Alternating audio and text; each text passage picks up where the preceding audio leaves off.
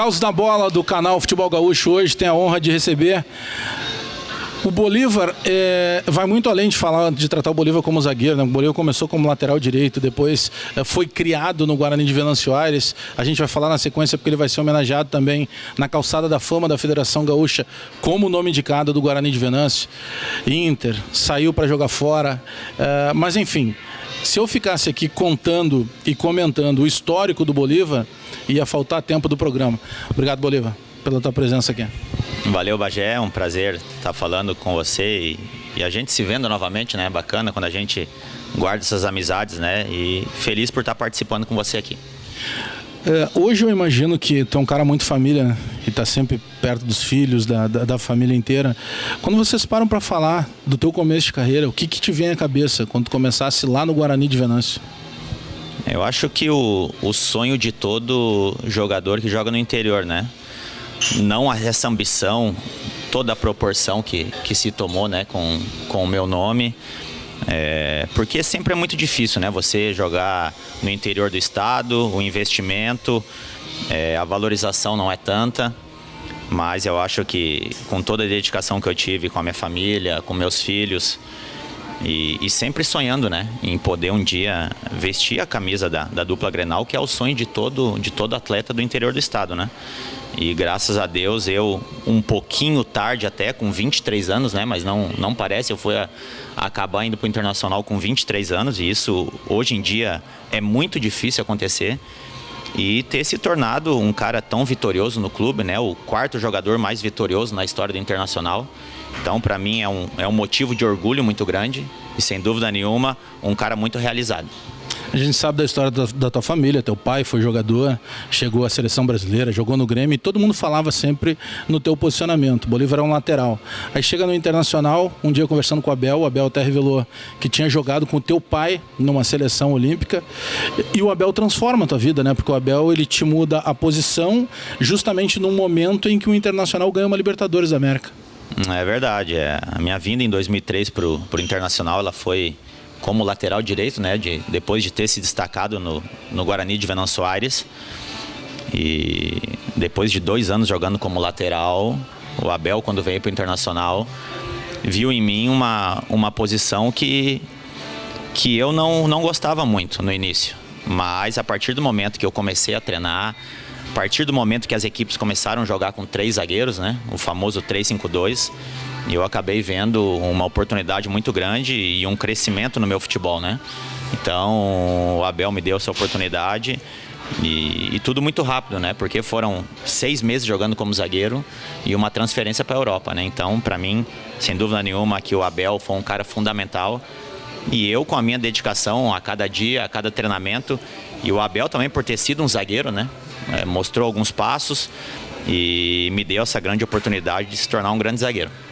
Aliás, aproveitar para agradecer o Fernando e toda a equipe da COD Barbershop. A gente está gravando na loja aqui da 24 de outubro e na sequência, enquanto a gente está conversando, vão passar algumas imagens para que você venha conhecer também a COD Barbershop. Abraço para toda a equipe, em especial ao Fernando aqui da loja da 24 de outubro. Bolívar, nos treinamentos, eu lembro na época de setorista sempre acompanhar, e você sempre levou muito a sério, não tinha muita risadinha, era quase que um treino fazendo parte do jogo. Como é que isso passava para os mais jovens, para aqueles que começavam? Eu lembro do treino, por exemplo, quando o D'Alessandro chegou no Internacional, e aí Bolívar, Magrão, sempre com aquela seriedade, mostrando que ali era o dia a dia do trabalho. Quer dizer, para ti sempre foi encarado dessa maneira, né? O treino era um momento da descontração, mas também no teu trabalho do dia a dia. Sem dúvida, Bagé. Eu acho que o atleta, o jogador de futebol, ele tem que treinar e praticar como ele faz no jogo, né? Então, nos treinamentos, procurava ser o mais intenso possível, o mais sério possível, porque não adianta eu treinar de uma maneira e acabar atuando de outra, né, no dia da partida. Então, fazia isso com muita dedicação, porque vindo do interior do estado e tendo uma oportunidade, sem dúvida nenhuma que eu não deixaria essa oportunidade escapar, né? E uma historinha muito rápida, o D'Alessandro provou desse veneno, na verdade, né? Na sua chegada em 2008, ele acabou sentindo na pele, né? Eu, Magrão, Guinazu, Índio, acabamos fazendo um treino com o Tite de posse de bola num campo reduzido. E avisamos o Tite que não era para marcar falta e ele tinha que estar no time contrário. E aí você já viu, né? Cada um dando aquela famosa chegadinha nele e o gringo suportou bem. O gringo aguentou bem. Eu acho que a partir dali o crescimento dele também foi fundamental. E foi um cara que chegou para agregar muita coisa aí no clube. Você chega no Internacional, como você disse, com 23 anos. Ou seja, a gente sempre costuma falar, né? Pô, já era a idade do cara tá ali no bolo. Isso pesava na tua cabeça? O que poderia acontecer dali para frente? Tu conseguia ter um objetivo, além de jogar no Internacional, mas olhando hoje para tua carreira vitoriosa, em algum momento passou na tua cabeça realmente, não, eu acreditava que eu ia chegar nesse patamar? A gente sempre tem que ter o sonho, né? Acreditar que pode acontecer, até porque a dedicação ela era imensa. Eu fui pai muito jovem, com 20 anos, né? Então tinha já uma responsabilidade muito grande. E morando no interior do estado, sendo já pai de família, eu acabei saindo do Guarani, fui para o Grêmio. Quando fui para o Joinville, eu acabei retornando em 2001 para o Guarani de Venâncio Aires. Então eu já tinha saído para o Joinville, um degrau acima, e acabei retornando novamente para o Guarani. Não desmerecendo o Guarani, eu digo o nível, né, do Joinville para o Guarani. Então começa a passar filme na cabeça de estar voltando a estaca zero, mas nunca deixando de acreditar, né? Então a gente acabou em 2002 com o Mano Menezes fazendo uma grande campanha depois de um péssimo primeiro turno, onde o Campeonato Gaúcho era dividido em duas partes, em um Campeonato Gaúcho e o Super Campeonato Gaúcho de 2002, onde a gente acabou conquistando o título do interior. Então, a partir dali, as coisas começaram a mudar, as oportunidades começaram a aparecer e o Internacional me deu esse privilégio aí de poder ter feito essa contratação. A gente sabe da tua seriedade, há pouco lembramos aqui da situação, por exemplo, quando chegou o D'Alessandro, que tinha que dar uma chegadinha para mostrar que ele estava chegando num grupo que já tinha dono, mas tinha parte da resenha, a gente sabe que vocês se davam muito bem também. Tem alguma coisa que dê para lembrar aí de engraçado em tantas coisas que aconteceram, principalmente naqueles anos ali de 2006? Cara, é muita história bacana, né? Eu acho que por isso que se tornou um grupo e uma geração tão vitoriosa, né? A gente tem até hoje uma amizade muito grande, né? Essa geração de 2006 a 2010 aí, de uma amizade muito grande. E então a gente como estava brincar muito, né? Nos treinamentos, nas concentrações. E eu sempre falo, e o Índio é um cara que nesse trajeto todo aí, você tem muitas histórias, né? Bacanas, histórias engraçadas, porque era um jogador que vivia em todas as partidas mastigando chiclete, né? O Índio. E na decisão de 2006 contra o São Paulo, o segundo jogo no Beira-Rio, ele acabou esquecendo, com aquela euforia, com aquela ansiedade de começar a partida, de subir mastigando o chiclete. Quando acho que 10 minutos do primeiro tempo, a torcida do Inter acendeu os sinalizadores e a partida parou por uns 10 minutos. E ele me olhava e me perguntava: tu não tem um chiclete, Bolívar? Eu falei: cara, não tem um chiclete, nós estamos aqui jogando uma decisão de Libertadores, não tem como eu ter chiclete aqui. Aí eu olhei pro lado, o Aloysio Chulapa estava comendo um chiclete, cara. De costume como ele, mas ele esqueceu, né? Aí eu falei: cara, o Chulapa tá comendo um chiclete ali, cara. Ele chegou no Chulapa, perguntou: Chulapa, tu tem um chiclete? Claro que o cara não ia ter um chiclete ali. Ele falou: não, eu tenho esse aqui, Índio, na boca. Então me dá isso aí. Enfiou a mão na boca do Chulapa e tirou aquele chiclete e colocou na boca. Então o Índio, cara, eu passava a grande maioria dos jogos assim, dando risada com ele, assim. Outra dele, nós jogando a decisão contra o Corinthians também, contra o Ronaldo. E no Beira-Rio também. Uma hora o jogo parou e ele chegou pro Ronaldo: Ronaldo, tu deve ter muito dinheiro, né? Tu deve estar com o burro na sombra, né, Ronaldo? Ronaldo: para, Índio, vamos jogar, cara. Ele falou assim: ó, Ronaldo, sabe que eu tenho o burro também no interior, só não tenho a árvore que faz a sombra para ele. Então, cara, são contos assim que a gente vivia, coisas que a gente jogava com alegria, né? A gente entrava em campo com uma disposição, com uma alegria muito grande, porque era um grupo muito unido que acabou fazendo história no clube.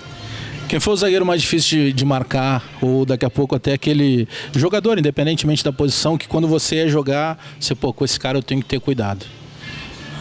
Eu sempre cito, né? O Ricardo Oliveira é um cara que eu enfrentei duas vezes, né? 2006 e 2010, né? E hoje a gente vê ele jogando no Santos ainda de alto nível, né? Você imagina há 7, 8 anos atrás um cara desse, né? Um cara com muita qualidade, um cara muito inteligente, um cara que tinha uma inteligência muito grande, então sempre era muito difícil você marcar um jogador desse nível, né? Então são jogadores aí que eu tive a dificuldade de enfrentar, mas sempre eu acho que com a minha dedicação eu conseguia fazer a diferença. Quem foi o zagueiro que te inspirou? Aquele cara que tu olhava assim, tanto antes de você jogar, ou daqui a pouco até naquele momento já jogando profissional, e que era sempre um cara que se tu pudesse parava para ver jogar? O Maldini, Gamarra, são jogadores que eu acompanhava muito pela televisão, né? E jogadores que a gente podia acompanhar e via que são jogadores diferenciados, né? Na posição. Então, o Gamarra, eu tive a felicidade de jogar com ele no lance de craque do D'Alessandro, então acabei realizando um sonho. E o Maldini, por ser esse ícone também, né? Então acabei não tendo prazer, mas pude acompanhar muitos jogos do Milan e pude ver que era um cara sensacional. O futebol te deu muitos amigos verdadeiros, aquele que daqui a pouco você pode frequentar a casa ou ele frequentar a tua casa? Me deu jogadores assim que eu construí uma amizade, né? Porque a gente às vezes tem colegas de profissão, né? Eu acho que não só no futebol, né? Mas em qualquer profissão. E o futebol me deu amigos assim que eu considero amigos de ir em casa. O Magrão é um deles, o Edilson hoje, lateral do Grêmio, é um deles. O Júlio César, que era o lateral do Vasco também. Então são jogadores que eu construí uma amizade que a gente hoje frequenta um a casa do outro. Que diferença teve na tua vida o Clássico Grenal? Eu acho que tudo. O Clássico Grenal, nas minhas contas, eu acho que eu joguei 23 Clássicos Grenais, eu acho, e tive uma porcentagem de vitórias muito grande. Eu acho que por ter aquela geração muito vitoriosa, a gente acabava fazendo a diferença no Clássico, né? Porque era uma equipe muito entrosada, uma equipe que já se conhecia muito bem. E tive a felicidade de fazer um gol num Clássico Grenal. E eu acho que todos nós soubemos, né, da atmosfera, de tudo que representa o Clássico. Mexe com o interior do estado, mexe com a capital, ainda mais quando você tem uma semana cheia de trabalhos. Eu acho que para a própria imprensa também isso é um prato cheio, né? Porque é muita conversa, é muito treino fechado, então aquele mistério todo que rodeia esse clássico aí, sem dúvida nenhuma que é um dos maiores aí do mundo. Você jogou algumas partidas importantíssimas no mundo inteiro. Teve a tua saída para a França. Isso muda a vida de qualquer um. Realizou um sonho de jogar no futebol europeu. Qual é a análise que tu faz, a partir de agora que não joga mais, sobre o futebol do Rio Grande do Sul? O que tem diferente? O que é praticado diferente quando a gente fala de Campeonato Gaúcho? A gente sabe da qualidade que tem, né? A gente provou aí, eu acho que na minha época no Inter ali, que o 15 de Campo Bom naquela situação chegou em 2 finais consecutivas. Novo Hamburgo agora também com um título gaúcho inédito. Então acho que isso só tem a valorizar, né, a competição, né? A gente sabe do baixo investimento que é feito no interior do estado, mas eu acho que a dupla Grenal ela acaba valorizando isso, porque os últimos campeonatos eles têm sido com um nível de dificuldade muito grande que as equipes do interior vêm colocando na dupla Grenal. E eu acho que a gente sempre fala, né, a nossa competição ela é de um estilo muito aguerrido, de muita força, de muita entrega, e que precisamos valorizar cada vez mais, porque é um campeonato muito bacana de se jogar. Bolívar, atração do Caos da Bola aqui no canal Futebol Gaúcho.